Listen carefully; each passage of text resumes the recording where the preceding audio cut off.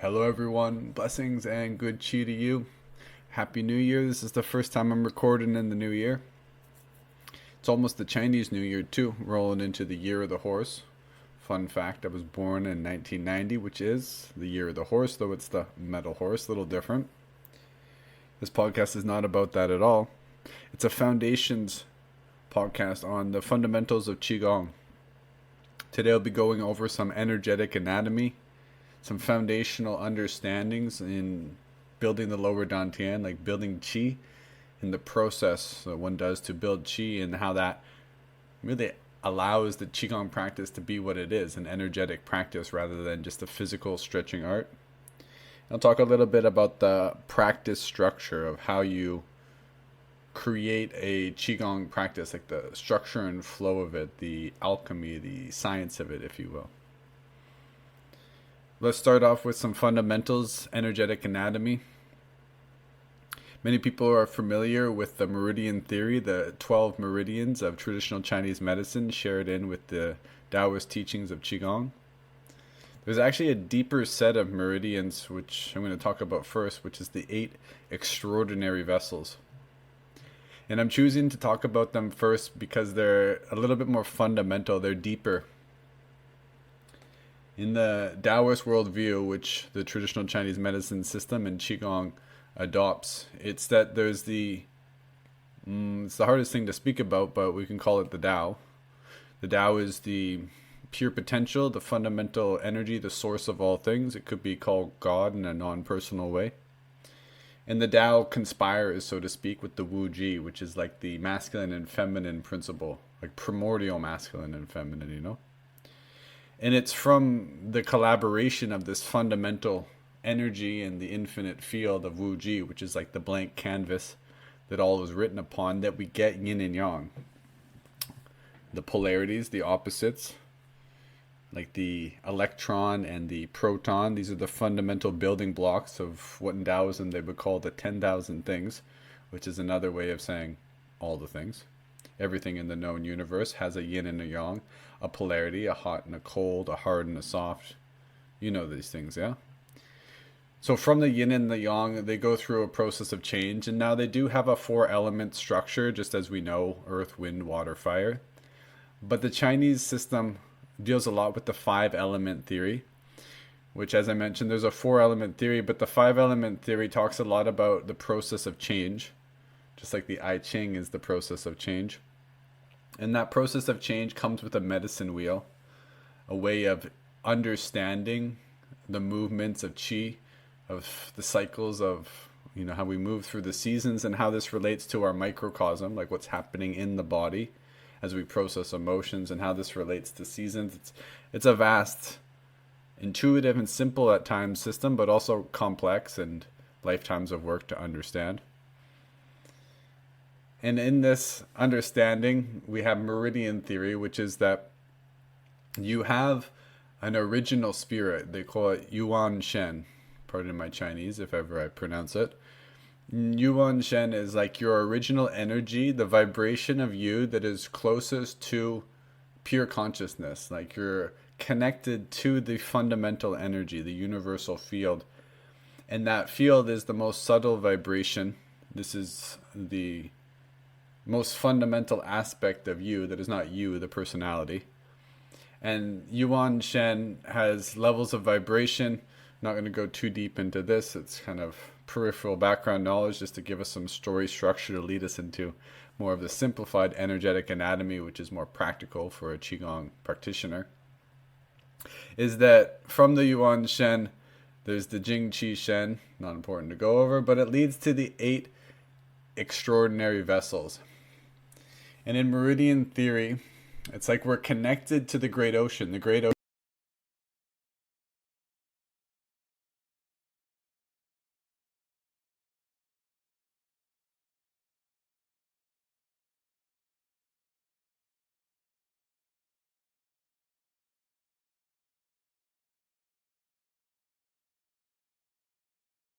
because we, as individuals, like humans, operate mostly with the mind, the conscious mind that perceives through the senses. The senses are particular frequencies, yeah? perceivable light, chemicals through the nose. These vibrations of sound, its particular frequencies, and the bandwidth of those frequencies is not the bandwidth of the universal consciousness, the ocean that's all around, yeah? So we don't perceive it directly without some kind of energetic training, except on some exceptional experiences for some individuals. So most of the time, the mind is focused on the five sense reality. But the fundamental energy, they say, comes in through like little whirlpools or vortices of energy. These are the acupuncture points. These are the the chakras. These are the energetic centers. And then from these energetic whirlpools, there is the streams of light, the streams of energy. We can call these the meridians, these the nadis. And they're weaving, there's 8 vessels in the system that I've just mentioned here.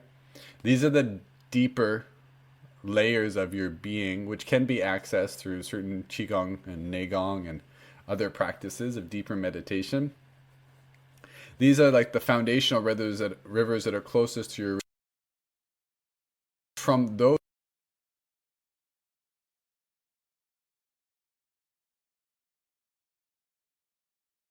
organ channel meridians. So you have the 12 organ channel meridians, which are the ones that have, you have 6 in your feet and you have 6 in your hands. And there's a meridian point called a source point where the extraordinary meridians have a source point that connects them to the extraordinary. Now the 12 channels are important because your chi and the energy that runs through the meridians is you can think of it as the space between your mind and your body. We know that the body affects the mind and the mind affects the body, yeah? If you exercise, when I say mind, I mean like mental, emotional, yeah? So when you exercise, this has an effect on your thought patterns and how you feel, yeah? And when you change your thinking, you can change your emotional state, which has corresponding changes in your biology or your physical, yeah? Now, the interface between the mind and the mind being intangible in some sense, and the body being a more tangible, grounded level of reality, that's chi. So when you make shifts in your mind, it has a corresponding shift in the chi or energy layer, which has a shift in the body, and correspondingly when you shift your physical body through exercise, etc., you shift the chi, how the meridians and the energy flows through, which has an effect in the mind. So if you want to better yourself, we could say work on the body, yes. Work on your mind, thinking patterns, mental states, yes.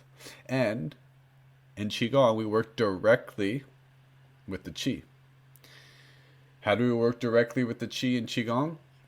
The system uses 3 main energy centers or elixir fields known as the dantians. In the beginning, you work mostly with the lower dantien, which is located about 3 fingers width below your navel, in towards the center of your body, above your perineum. If you bisect those 2 points, this is the rough approximation of where the lower dantien is. Why is the lower dantien important? Because when you build and store energy in it, that energy gets cycled through 2 meridians from the extraordinary vessels known as the Du and the Ren channel, or the governing and conception vessel. Now, these are the 2 primary meridians that help to move yang energy up the back of the spine and yin energy down the front of the spine. And they are like the reservoirs that feed the extraordinary vessels and the 12 meridian vessels. Meaning that if you have a large reservoir of qi in the dantien, it provides lots of energy along this central orbit that goes around up the back and down the front, which is going to give the vital life force energy of qi to all the meridians. When the qi is flowing well in the meridians, there's no blockages, there's plenty of good qi, then you feel good. You have health in body and mind, yeah? So this is a way to work on your system holistically, as opposed to working more specifically, because you can work on very specific parts of your body, and it can be local. I can massage my hand, and yes, that can help the body in many ways because there's many connections from the hand to different regions, but a lot of the benefit goes to the hand. Now when you work on the dantien and it begins to move energy through the central meridians of the du and the ren, this gives you holistic benefit for mind, body, emotion, for all the 12 meridians. There's maximum benefit. Very good things. Why else would we want to work with the lower dantien, and why is it essential for the foundations of Qigong? So Qigong means, it's like a rough definition, but energy and skill. Qi meaning energy and Gong meaning skill. Meaning it's the art and science of cultivating energetic skills and cultivating the fundamental energy of Qi, life force energy. Now, do you know like how you get Qi? I guess that's important to go over first. I mean, everybody's got it. Everybody's got it because we get it from our food. We get it from sunlight. We get it through breathing. But most people get the amount they get through their breathing and through their sleeping and other things that help us to maintain good Qi levels, and they don't go beyond that. So it's kind of like just running the system at factory default settings to help with survival. And of course, if you're athletically training and you're eating really good and you're breathing really good as a result of your training through the various things that you're doing, this is going to bolster more health, and this will have an effect on the Qi. Now, the Qigong system, the art and science, is specific practices aimed at building Qi more effectively than those practices because it's focused on it, yeah? Because you're building Qi if you're eating right and exercising indirectly. But if you want to work on the Qi directly, it's going to be much more effective, and the practices, the techniques will be different. And the knowledge or the understanding in the science is that you can build more energy by building an energetic reservoir in the body. And it's something that has to be built just like a bodybuilder builds their body. Let's say you have some level of this reservoir, but it's more in potential form than it is. It's just like your body's in potential form until you start exercising and build the body, respective to how you want to build it, respective to your goals, yeah.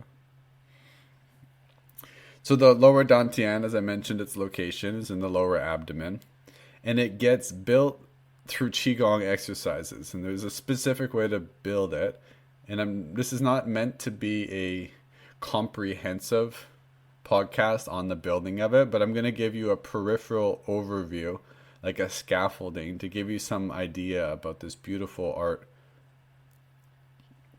So the building of the lower dantien requires a consolidation of the energy fields in order to be able to hold the Qi in the lower abdomen. What this means is there's different types of Qi. There's many different classifications. You could talk about the hundreds of different types of Qi, the 8 different types of Qi of Chinese medicine. You could talk about yin and yang Qi. It's energy, right? So there's different ways of describing it depending on what the context is and what we're talking about. So when we're doing Qigong, we want to build energy in the lower dantien, and what we want to do is we want to build a yin field in the lower abdomen. A yin field refers to a kind of magnetism, which has an attractive field. So this is what we do when we want to build the reservoir of Qi. The attractive magnetic field helps to pull that energy in to that point of the lower dantien. When enough energy has been pulled in, it begins to consolidate. The energy begins to build. As I mentioned, if you're doing exercise and you're breathing deeper and you're refining your system's efficiency through exercise, you're going to build some Qi in the system. Specifically when you're doing those exercises or when you're in a deep resting state, yeah? But the Qi doesn't have an effective place to be stored like a battery can store the energy in. You're charging up the system, but a lot of that Qi energy gets dissipated. So there's a more effective way to store that energy, which should be to build the yin fields in the lower abdomen. Now, it takes some time to build these yin fields in your practice and over the course of learning Qigong to effectively build a lower dantien that's capable of storing the qi. There's a number of different methods of building the lower dantien. I'm just going to share with you a little information on one of those ways. We want to have a number of different things in place for the lower dantien to effectively consolidate the qi, such as your attention being in the right spot. You can't build a lower dantien while watching TV. Not enough of your mind is absorbed in the body to direct the energy flow. It's important to have your mind in the place of the lower dantien, so you need to know where it is. And you need to get energy in there. And part of that is holding the body in the right way so that the energy begins to build in the lower center. Traditionally, this is done through Wuji standing posture. Wuji standing posture is a neutral stance or a way of standing. One of the things I'll note about this is that the center of gravity is sunk. So the knees are a little bit bent and the hips are sinking down as if there was a weight on the tailbone, sinking from the inner quad. This helps the energy to be more in the lower abdomen because the center of gravity of the body, like its center of mass, is the lower abdomen. So we're helping to build the pressure and the energy in this area through the proper standing position, through the proper mind focus of where the yi or attention is. We want to have the correct mental qualities, meaning that if you're in an ecstatic state, that's great, but you may be a little bit, ecstasy, meaning going beyond, out of your system. And it's hard to ground in the energy in the lower abdomen if your energy is too activated and outside of you. Likewise, if you're agitated or anxious or fearful, this will have a consequence on the energy in the system. So there's a number of qualities that are, let's say, beneficial for cultivating as like mental qualities that are good for lower dantien building as well as for meditation. One of these is equanimity, which is stabilized concentration of mind that is not perturbed by the changes that are happening internally or externally, meaning as sensations arise in the body, there are habit pattern reactions for attraction and aversion, which usually shift the mind's concentration from one thing to the next. There's reactivity in the system. And as best as one can, we want to be able to have a stabilized state of attention and contentment. This level of inner peace naturally allows the energies to sink into the abdomen. And one of the things that you can track at a more physical level is the breath. If you're agitated, fearful, or anxious, typically the breath is less in the lower abdomen and more in the upper chest, yeah? And when you're relaxed, when you're at ease, naturally the breath begins to move down into the lower abdomen. Now, I don't mean the physical breath. Your lungs are in your chest always.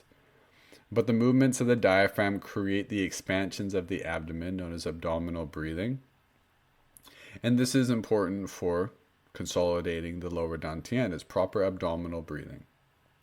Proper abdominal breathing equals the abdomen expands like a balloon on your inhale, and as you exhale, the diaphragms relax and the navel naturally moves in towards the spine. That way of breathing will help to build the energy in the lower dantien, but there are also breathing methods that are even more effective, such as reverse breathing. Reverse breathing is a specific breathing pattern like a pranayama that you would do for a set period of time, because you wouldn't want to breathe like this always and have it as your breathing pattern. So you're using it like a meditation medication. You would do it for some time, and it's going to help to build more of the yin qi, more of the energy in the abdomen, because it's the reverse of regular breathing. As you inhale, you pull in your abdomen from the chi he point, 3 fingers width below the navel, as you also contract the perineum. This simultaneously contracting or pressurizing the area of the lower dantien is going to build more energy and pressure into that region. As you exhale, I had to think there for a moment, naturally you'll release the abdomen. So the reverse breath, inhale, contracting, exhale, releasing. As you do this, and don't try this at home, you want to learn this from somebody who's watching your guidance. There's many things that can go wrong. You can activate your sympathetic nervous system. You can shift your default breath to this. None of these things that you want to do, they will have corresponding effects in your energy and mental emotional state. But this way of reverse breathing for a set period of time, then switching to natural breathing, is much more effective than the regular breathing. So when you're learning to consolidate the dantien and build qi, and even after that, this is an effective way of breathing. So this will begin to build more energy in the lower dantien. What will happen is the energy fields, the magnetic yin fields, will begin to consolidate. More energy will be able to be stored in the lower abdomen, meaning that once you do this breathing for a while, you'll gather some energy there, and it won't just dissipate immediately after. You'll begin to store some percent of that. Now, if you practice regularly, morning and evening, for example, you'll build a little bit, and maybe you won't use all of that energy before your next practice. And now you're building and you're building and you're building. Some trainings recommend like 100 days of continuous practice, things like this, to effectively build the lower dantien. Pair this with good diet and exercise, not too much, especially for men, releasing of their seed. This can be I'm not going to go into the reasons why, just mentioning that there. These can be an effective way to build the lower dantien and the energy there. Qi, being built in the abdomen, is the whole purpose in some sense of Qigong. I mean, it's not the whole purpose, but it's a necessary part of the practice. If you don't have Qi, you don't have Qigong. Now, I mentioned everybody's got Qi, so everybody's got some Qi for their practice. But if you're doing Qigong and you just have your, as I mentioned, your default settings, the amount that your body needs, it's not building up a surplus, and your gong, your energetic skill, isn't going to be very effective, yeah? Now I'm going to come back to building the dantien and getting more into this stuff. But I'd like to pivot over to the practice structure. Now I'll make a caveat here that once you understand the rules, you can break from the structure more and more in some sense. This is a general structure to highlight the importance of the different preparatory practices that lead to Qigong, what the Qigong is, how to close the practice, etc. And then we'll get a little bit more into building the dantien and sinking the Qi, etc. All right, so the first part of practice is opening your practice, and this is setting your intentions and arriving. This step can't be misunderstood. I mean, it can be misunderstood, but it's not wise. It can't be overlooked in the sense that we need some time, especially in the beginning of your practice, to focus your mind. By beginning your practice, I mean like as you're a beginner in the practice.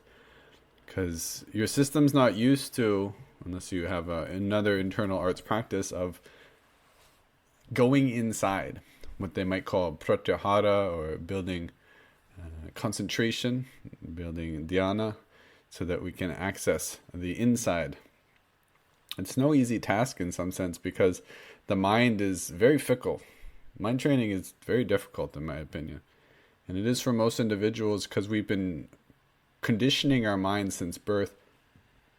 And unless we have some kind of meditative training, we're going to be running on the programs that we've been using for our whole lives and our culture has been using. It might not be familiar, and it takes time to train the mind, just as it takes time to train the body. It can't be done overnight to build an incredible physique, yeah? So it takes time, and the mind is fickle in that the body is physical. It's so present, it's here. You can see it. The mind, difficult. So what do we want to do in the beginning with the mind? We want to begin to introvert the mind, or look inside. All day, for most people, you've been looking out with your senses. Seeing sound, seeing the lights outside, hearing the sounds outside. You get the idea. We want to take the energy of processing our senses externally and take more of the mind's yi or attention and focus it inside the body on what is happening. Many different things to focus on. Let's just say the qi for now. And then we want to take some time for the mind to soak into the body. This takes time. There's no way around it. It takes time because if you take your mind, come on this little journey with me. Think about Albuquerque and the moon. Let's go to Saturn now. Take a spaceship, come back to Earth. Think about a blue deer and having a pizza on a beach. Okay, now jump to when you're old and then when you were young. Like, mind can move beyond the speed of light, you know? But it takes time for everything else to catch up. You may have an idea, like a dream that you want to do, but it takes time to actually make that manifest, to put in the work to create it or to have it come to you. So it's the same in Qigong. We can take our mind and say, I invite you to place your mind's attention on the tip of your right index finger. Boom, you can do that immediately, and maybe you feel some sensations. Maybe you feel more sensations than you did before. Probably because you weren't thinking about your middle or your index finger. Now, if you were to sit there and breathe more deeply into your index finger, focusing your attention there, becoming very still and cultivating a peaceful mind, I gather, from my experience, your energy would increase there. You'd feel more sensations. Energy would build there, but it's not an energy center like a dantien. It's not going to build energy and store it there. It has a limit to how much energy will build there due to the energetics of your system. But it takes time for the qi to begin to move there is the point. So you can place your mind anywhere in the body in a moment, but it'll take some time for the qi to begin to move its way through the system and to focus it more and more there. And then there's layers. Your mind can begin to move through these layers, the skin, the muscles, the bone. And the longer you're with it, the longer you can hold your attention there and steady your mind, the deeper you can go inside. So that's a whole art in its own. Building concentration, pratyahara, withdrawing from the external senses. This is what we want to do in the beginning. We want to saturate the mind in the body. So we're not looking outside. We're not planning the future. We're not in thought process. Especially not like judging ourselves as we practice. And then there's an opportunity to build the breath. This could be some pranayama exercises. This could be the reverse breathing. This is going to help to build the mental qualities, the body postures, and build up some qi in the lower dantien. With the reverse breathing that we've been talking about, this is an excellent way to start your practice. Now, we're still not ready for Qigong in some sense. We want to prepare our body, not just through static work. And the static work is important because it's easier to build qi when you're standing still or seated or lying. Just like it's easier to build energy by sleeping than it is by moving around a bunch, yeah? We want to prepare the body by doing some opening movements, which are typically loosening exercises, stretching exercises, or releasing exercises, among others. Now, stretching exercises, most everybody is familiar, certainly everybody listening to my channel. Just think yoga, but a different style. We want to stretch the body, and it has the intended effect of stretching out, opening up the system, not just the physical, but the energetic system that lies, let's say, at a more subtle level or beneath the physical body. We want to do a number of exercises called loosening or releasing exercises, which is often a little different than most people are used to in yoga exercise. These typically involve bouncing or shaking the body.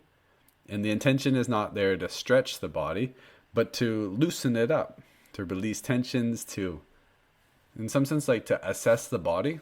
Like, where is it holding contraction? Where are the stress patterns or blockages in the physical and energetic system?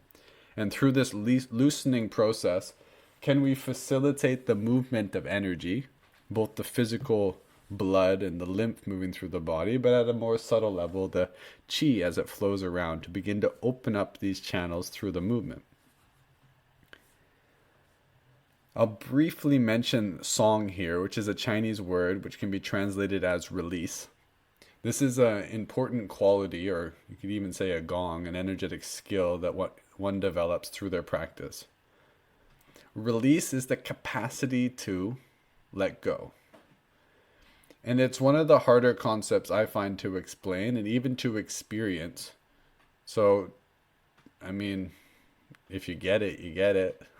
But don't expect to get it unless you get it, you know? So, what release means on like a physical level is to release tension from the body. If you're in like a held and contracted state, your body is having a holding pattern. It's contracted. It's like a signal from the spine is saying, contract, contract, contract. And the musculature holds that tension, which is why the musculature is tight, yeah? Now, if you release that, you let go of that tension. Easier said than done, yeah? There are stretches to do this, but it can also be done through more of an internal alchemical process of just holding the body in song. That's why it's hard to explain. If I just say, release your body, chances are you're not going to be able to let go of habitual tension that you may not even know you have. And even if you brought your awareness to tensions you didn't know you had, simply saying, I choose to release, doesn't necessarily always release them. So there's this skill that gets developed of learning to release the body. Part of this is through your breathing, holding the correct mental qualities. You can try to relax all you want in the physical body, but if you're holding mental tension, going to be difficult. Mind interacts with body, body interacts with mind. Song is something that gets developed throughout your whole practice. I'll just sprinkle that on there. It's more of an expanded topic to talk about in another day. So we've done our openings. We've soaked our mind into our body. We're in a calm and meditative state.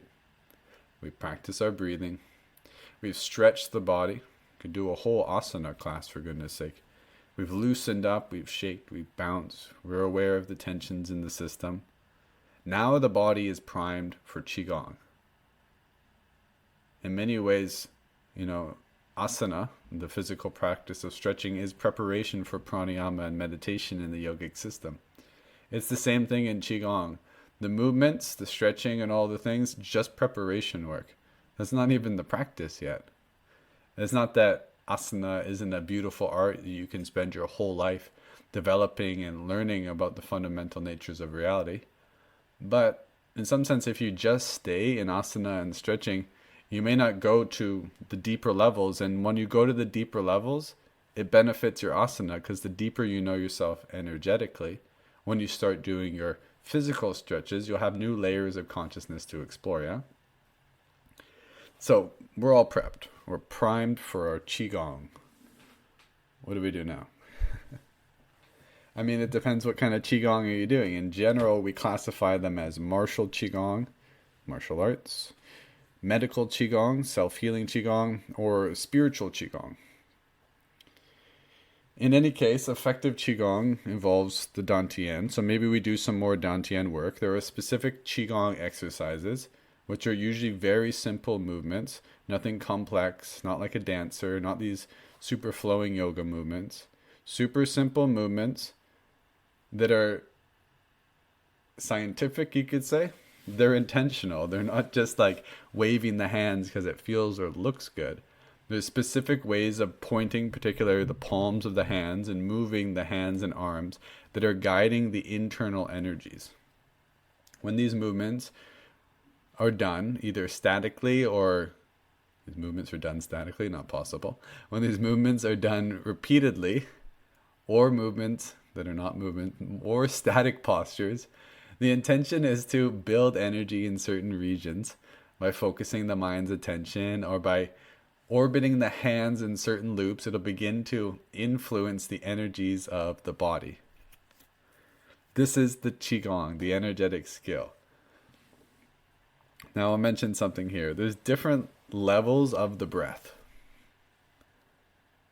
The gross breath is the breath you breathe into your lungs. Super simple. If you take a nice, big, deep breath here, you can feel the expansions of the lungs, air moving through the nostrils into the bronchioles and coming out again.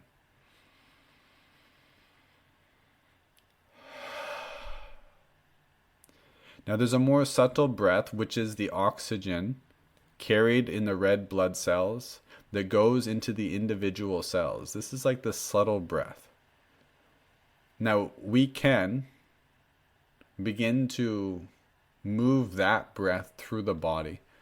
And in this way, we can breathe into every cell because that oxygen can make it to every cell. And the more conscious you do this, the more consciousness you invite into the cells of your body. So I can say something like, breathe in through your fingers to your elbow, then from your elbow back out through your fingers on the exhale. And if you were to continue to do this for 5 minutes, more and more sensation, more and more of the subtle breath, the consciousness, and the chi would be accessed in the cells of the fingers to the elbow, as well as the energetic channels or the meridians that run through. Excellent. This is Qigong. Now, that's a very simple Qigong, and it is a bone breathing exercise. And there's many different practices, as I mentioned, whether they're martial, meaning preparing the body for martial arts, medical, healing the body or working with 5-element theory, etc., or spiritual, which means to cultivate the energies in the system and refine the energy from its more base vibrational, lower vibration, into the more subtle vibrations, coming into pure consciousness eventually, or the spirit, the soul. The process is of, I mentioned like the deeper reservoirs of qi in Yuan Shen, reclaiming that. It's called the path of reversal, in that we're not extroverting and going out into the world. Rather, we're introverting our mind and following the lines of energy back to our original nature through the more gross meridian channels, the dantien, into the more subtle layers of consciousness, all the way back as a direct experiential process. So let's talk a little bit about closing the practice and then get more into this art of Qigong and what else we can do. When you close the practice, you want to store the energy in your lower dantien. That's the area of the body that can store it. Your middle dantien in the heart field can't store the energy as effectively, and certainly not your brain and your upper dantien. This is true both at the energetic and the physical level. If you think a lot, it'll use a lot of energy, and your brain does use a lot of your energy, but you won't store the energy. But if you breathe into your abdomen and your belly, this will all go towards your digestion. It'll build energy. It'll make your digestion more effective, which will bring you more nourishment for the body. Much more effective if you want rest and more of a vital force to bring the energies into the abdomen. That's your energetic battery. That's where you can store it. And then there's often a time for meditation and self-healing. Self-healing is because when you do the Qigong practice, you build this surplus of Qi in the body. And yes, it'll go into the dantien and move its way through the meridians and nerves, but you can also supplement that process or do specific healing techniques and practices if you want to send that energy into different parts of the body. For holistic healing, you've probably seen people tapping their whole body. This is because they've cultivated some qi in their consciousness and they want to send it to the cells. Please note that it's not just the tapping at the physical level, which anyone can do. There's a deeper energy that comes from the qigong, or the qi that's cultivated. And it's also the mental state. So if you tap yourself and you think, I'm a bad person, you're programming your cells with these thoughts, as well as the associated feelings of that thought.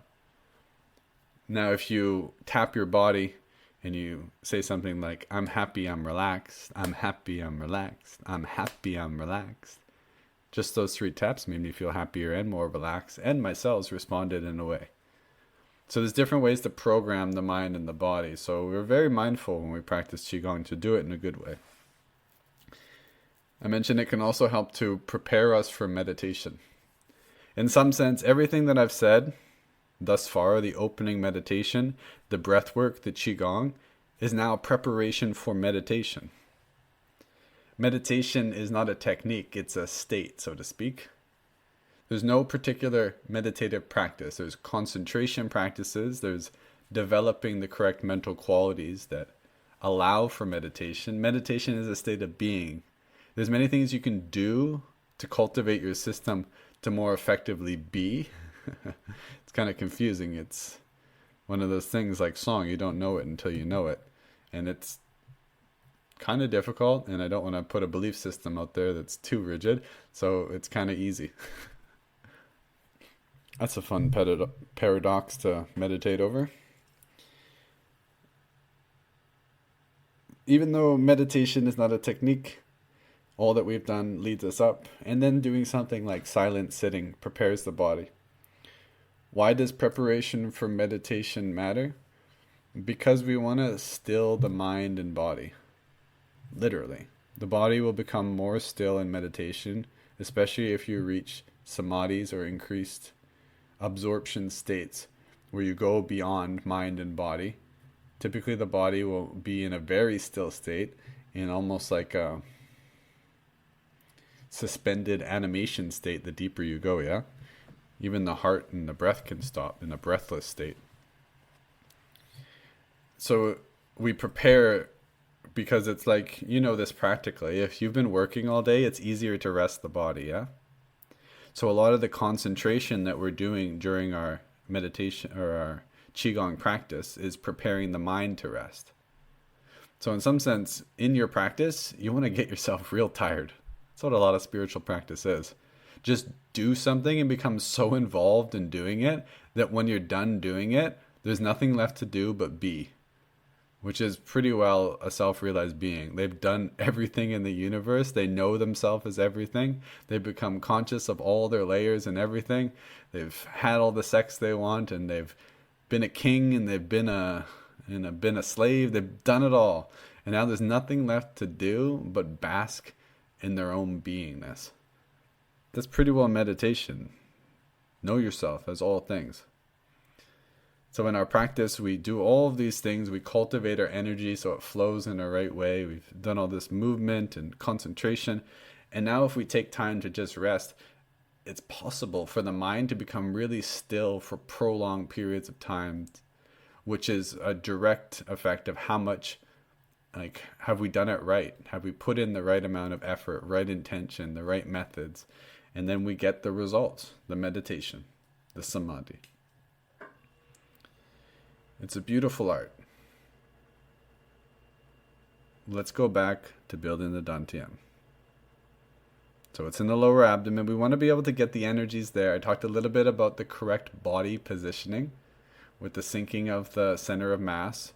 There's an important concept that goes with this called sinking the chi.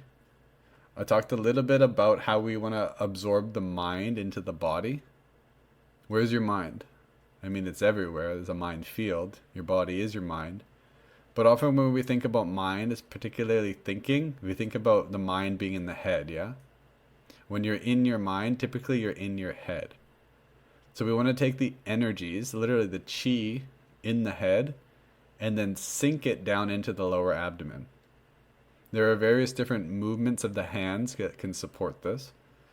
But simply saturating your awareness in your head into the tissues for 5 minutes, bringing the awareness down into the heart, holding it there for 5 minutes, and then soaking it down into the abdomen, holding it there for 5 minutes. Now we've saturated the mind and sunk it down into the lower dantien. This is a gong. This is a skill. The capacity to sink the chi through the body. Sink the consciousness through the body. A gong is a skill that at first you practice and it's difficult because it's not your autonomic, like you haven't mastered it like riding a bike. You got to learn to ride a bike, and you're going to kerfuffle, and you have to put effort, and you're probably going to suck at first and make mistakes. Then you'll do it again and again. And if you're successful, you learn to ride a bike, and now it's just a skill you have. Same thing with the many energetic skills like sinking the chi.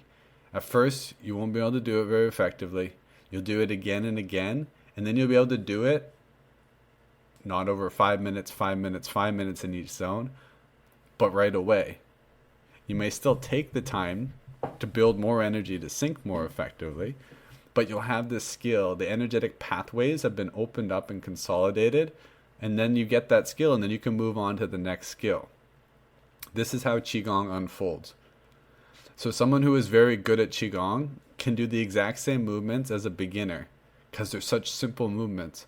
And most everybody will be like they're doing the same thing. And to be honest, whoever does them more elegantly and beautifully, someone from the outside will think they're better at it. But a lot of Qigong people, because they're not focusing on making the movement at the level of physical beautiful, they're focusing on the energy, their practice isn't necessarily beautiful. It isn't the most like finessed movement because they're not looking for the external form to flow like a dancer. And that's what a lot of Qigong is in the popular commercial sphere of like wanting to look like a flowy dancer. They're focusing on the external rather than on building the Qi and allowing the Qi to move the body. Completely different pathway.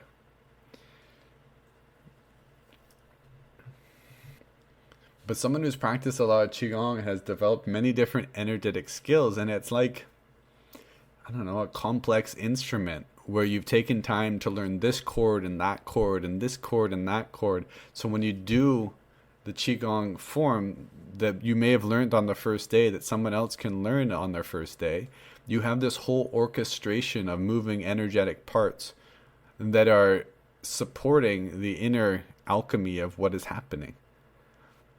And, you know, there's all these gongs or skills that you can learn. There's all the energetic pathways that'll open up, and how that works in a simplified version is once you build more energy in the lower dantien, it really is the key area in the body that helps to bring more energy in through all of the channel system.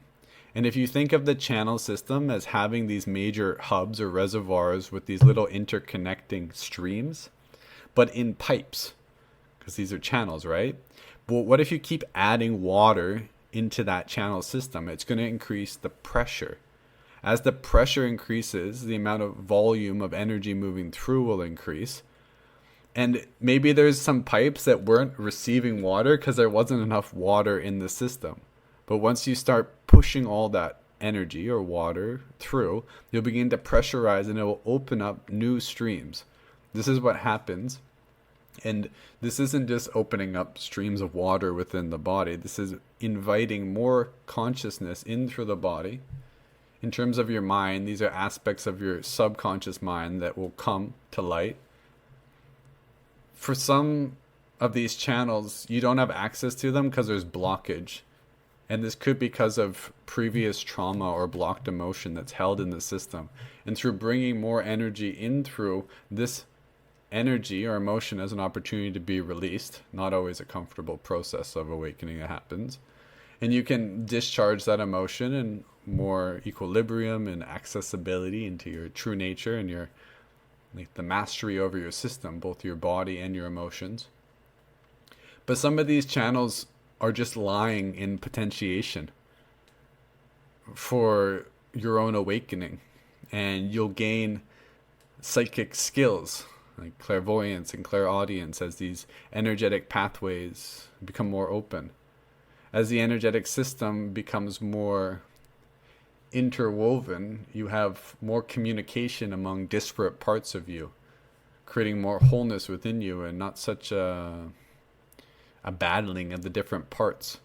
And there's more capacity for you to take direction in life. Not that your desires are pulling you in all different ways, or the unacknowledged parts from your childhood are sabotaging your future direction. There's a greater capacity for your own self-development in your dharmic walk in this life, yeah? As these pathways open up, more mind-body awareness, this will increase your martial skill or any exercise skill. This will increase your health, your awareness of your emotions and this fundamental energy, and your spiritual. What happens on the spiritual? I'll share two examples. One is that when you know yourself as the foundational energy, which is non-personal, personal to you and your energetic system, but it's still the foundational energy that connects all things. You're getting into the fundamental fabric layer of the cosmos. Naturally, there's a dissolving process of you dissolving back into the Tao and Wu Ji. As you continue to do this more and more, you lose identification and attachment to the body-mind. It's a process. but you gain increased capacity to feel yourself as the universe, as the emotions of others, slowly dissolving the self.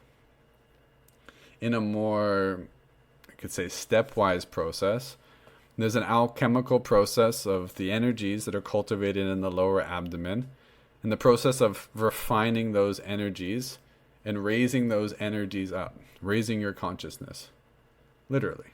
Raising it up to the higher centers where it's much more subtle, much more connected to Yuan Shen, the original energies, to the Tao. The alchemical process is, like the lower dantien, is very important for this. This is where the energies get built, the pressure gets built, and then the energy moves up through a very important pathway in the body, both the Du and the Ren, yes, but also the thrusting vessel or the central channel, the Taiji pole as the Taoists call it, the Sushumna Nadi as the yogis call it. This is the superhighway of super consciousness, and it's through raising the energies up that central line that higher states of consciousness and the refinement of your awareness and the energetic sensitivities really develop in a more pronounced way, yeah? I mean, I'm not going to talk much more about that. That's just a little teaser. I feel like I've talked about all the things that I wanted, and we're getting up to an hour here. We'll keep it nice and condensed for this podcast. It's a lot of dense information, and I talked fast, so it may take some time to breathe everything in. And really, this is just foundational knowledge. This stuff has to be gnosis or directly experienced for it to be real information to you, yeah? But let's do a review, and we can get on with our beautiful day here. I talked about the fundamental energetic anatomy of Taoism and Qigong, the meridian and channel theory, the three energetic centers, lower, middle, and upper dantien, and how building the energies, first consolidating the energies in the lower dantien, is essential to Qigong practice. Talked about how reverse breathing is very effective for this, different layers of the breath from gross to subtle. And I talked about the session structure. So how important it is to take that time to focus the mind and the body and not just hop into a Qigong exercise. I mean, it's possible. Like, you have some Qi to mobilize if you're a healthy individual in particular, but it's just not going to be very effective and you won't go very far in the art. So I'm all for raising the standard of practice as often as we can, because it's easy to downward spiral your practice by cheapening the practice and not doing it well, and then eventually that becomes the norm. When we keep a high level of increasing the standard, this practice is so important. It has the capacity to help us with self-realization, to create vitality in the body and manifest things in our life, and to understand fundamentals of energy to make us more effective. There's good reason for it to be a very important process in the life and to take it with. So this comes in with the intention, like the prayer before the practice, to do it in a good way, to cultivate the meditative mind, the good breathing, to loosen, to stretch, to release, to song, and then to practice Qigong. All the many things that we can do to heal our organs and to open up energy channels and to work with fundamental energy for our martial arts, for our sexual kung fu, for our health, for our spiritual process. And then it's good to store the energy at the end of practice, and you can utilize it for self-healing and for meditation. Qigong is a little bit different than a lot of commercial yoga, and I'm speaking broadly about yoga. There's so much that you could say it's the exact same thing in some levels and yet completely different. Stretching is typically a little bit different in that we typically stretch from inside out. The proper pressurizing of the lower dantien and opening up the energy channels will stretch the body from the inside. It's different from stretching from the outside. Not that we don't do that as well, but it's a little bit different than most commercial yoga studios will teach. There's a greater focus on energetic practices. As I mentioned, asana is mostly a physical practice, depending on how it's taught. Pranayama too, we're often working with the physical breath in the lungs, and less so about moving the subtle energies of qi through the different pathways in the body. Most of Qigong, most of your classes and most of the development of the practice is all about the energy. Not that the full system of yoga doesn't get into the subtle energetics. It's just not taught in as a developed of a way. The Qigong arts, specifically the alchemical and any of the authentic arts, are all about the energies and less about the physical stretching and the cultivating the system. I mean, that's where they go at least. And then it's got a bigger focus on the energetic system of the lower, middle, and upper dantien. And my teachers have shared that there are the 7 chakras in the Taoist seeing, and in the yogic scriptures there are the 3 dantians. They're just less worked on. Just like your physical body is very complex, and different movement arts or exercise systems choose to work on different systems through different practices.